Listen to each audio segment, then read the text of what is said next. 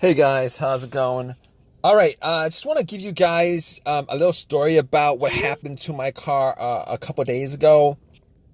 So basically, what happened was the car was driving fine all day without any kind of issue, uh, and I went to Walmart, parked it there, got something, came back, and out of nowhere, it wouldn't crank. So no crank, no start issue that I had. So basically, everything on the dash worked fine. Everything in the car worked fine. There was absolutely no issues at all. The remote worked fine. Was able to get into the car. Radio was blasting. Radio was on. Everything. All right. So basically, I was thinking to myself, probably the battery was the issue. So what I did was I turned on the headlights, went out and checked out the beam, just to give me a gauge on how bright the headlights were. I could probably determine whether the battery was good or not. And the headlights were really bright. So right off the bat, I was thinking if they were that bright, I should at least get like a really slow crank if the battery was kind of low. Regardless, I had to check out where the battery was. I went and checked out where the battery was just to make sure that all the terminals were clean and they were tight. And I noticed that the terminals were a little bit corroded. There was some white bluish stuff on there. So what I did was I took out a bottle of Coke, poured it on the terminals, and was trying to clean it with some paper towels, and was able to clean it pretty good. Now the terminals weren't super tight. I was able to wiggle it out, but they were snug in there, so I knew that it probably wasn't the terminal being loose that was causing the issue. And then after I cleaned it up, popped it back on, and tried to start the car, it did the same thing. It wouldn't crank, it wouldn't start.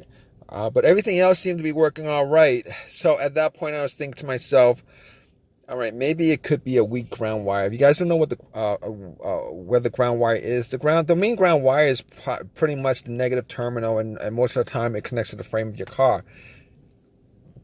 So I checked it just to make sure there's no corrosion. That it wasn't split or anything like that. There was no issues with it.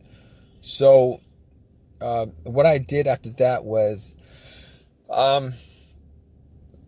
I had a battery pack that I bought a couple of months ago because I had the same situation where I swapped out the battery. I was hoping that it was the battery, even though I swapped it out, considering I could actually just swap it out, at Walmart. So I actually put the battery pack on there. It was at 100%. Tried to start it, and still wouldn't start. So at that point, I knew it was probably not the battery. And even though, I didn't think it was the alternator, I could probably just at that point rule out the alternator, because if it was the alternator, the car would have at least cranked a slow crank, or I would have been able to start it. And then once I took the battery pack off, it would have just died out. So at that point, I was able to rule out a bunch of stuff. I was able to rule out the battery, the ground cable, and the alternator, even though that probably wouldn't have caused the issue. So after going through that, I was thinking to myself, could it be something? Could it be the car's computer ECU? Because I did see a check engine light on my dash, and that check engine light was there. It's been there for a while, and I believe it was for a O2 sensor issue. Now, I did have an OBD2 that I bought from Walmart, and it was a $19 OBD2, one of the cheap ones, and I pretty much hooked it on to my OBD port, and try to make sure that I was actually getting a connection between the car's computer and the car itself. It did scan all the way through. Now I'm pretty sure that that the OBD2 wouldn't actually pick up anything that would cause a no crank, no start situation for the most part, except if if if the car's ECU, the car's computer was, for some reason separated from the car. For what reason, couldn't communicate with the car. But anyway, regardless, I actually plugged it in. It scanned all the way through.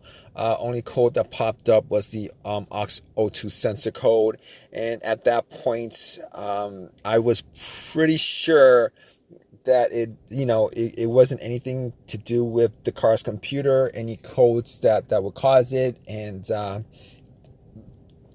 I actually had to move on to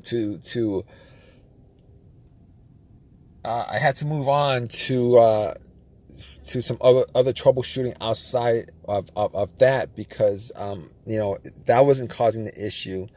So basically, I got to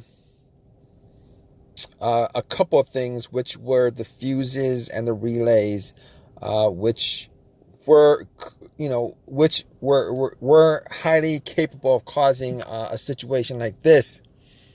And got to the fuses, checked out all the fuses, just to make sure that none of them were blown. And I was actually looking at them. Now, I didn't have a fuse tester on me. I didn't think it was the fuses.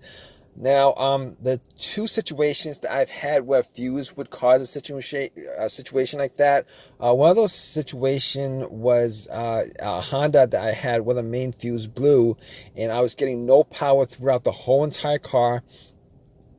The main fuse was the fuse that connected the battery to the fuse box itself. And that was the previous situation that I have, and I'm pretty sure that wasn't the same situation that I had, so I could rule that out, because I was getting power to everything except it wouldn't start. Now, the other situation I had pertaining to a fuse that caused a no start situation was actually a crank no start situation, and I think one of the fuses actually blew. Then that fuse was connected to the ECU or the fuel pump. And I remember once I changed out that fuse, the car would crank, but it wouldn't stop. Once I changed out that fuse, it was able to start up. So I could rule out those two situations as being, related to a fuse issue that would cause this situation that I had. So, basically, I could rule those things, the fuses out, and the fuses were pretty clean. I didn't smell any kind of burnt smell, and didn't see any kind of brownish, anything brownish, and a brownish appearance on top. So at that point, I was able to kind of rule out the fuses, not at 100%, but I was able to rule out the fuses for the most part. So basically, at that point, I had a situation where I was maybe, it could have been the relays or the starter. That's what the two situations that came up. But I didn't think it was the starter, because I did switch out the starter about, I would say I switched out the starter about a year and a half ago, and that was, it seemed like it was a starter issue, but I didn't really want it to be a starter issue, considering I only put maybe like 20,000 miles on my car, and I think they should last a lot longer than that. But anyway, before I even went there, I looked at the relays, just to see whether they had issues or not. Now, I couldn't make out whether the relays had issues, but I did get to the starter relay. I pulled it out. It looked like it was a bit dirty or whatever, but I had some rubbing alcohol, put it on some paper towel, and wiped the connectors, put it back in, try to start it. It really didn't do anything. Didn't change up the situation. So I was thinking it was a weird situation, because it would click every time I would I would try to start the car. It would click, but it wouldn't crank. It wouldn't crank at all. Normally when it clicks, it normally means that the relay is working, because that's what the relays do. When there's electricity going through, that it clicks to connect the connection, to whatever it's relaying the electricity to. But regardless of that, I actually had another relay that I was able to swap out with that, and I actually was looking for another relay with the same, with a similar relay in the box, and I was actually able to find one. And what I did was I took that relay out, and I swapped it with with the other relay, and I went back and tried to start it, and guess what? Bam! It started up. It worked without a problem, and at that point, I knew that it was the relay that was the problem. All right. So it was a pretty easy fix. I drove to AutoZone, which was within that whole shopping center.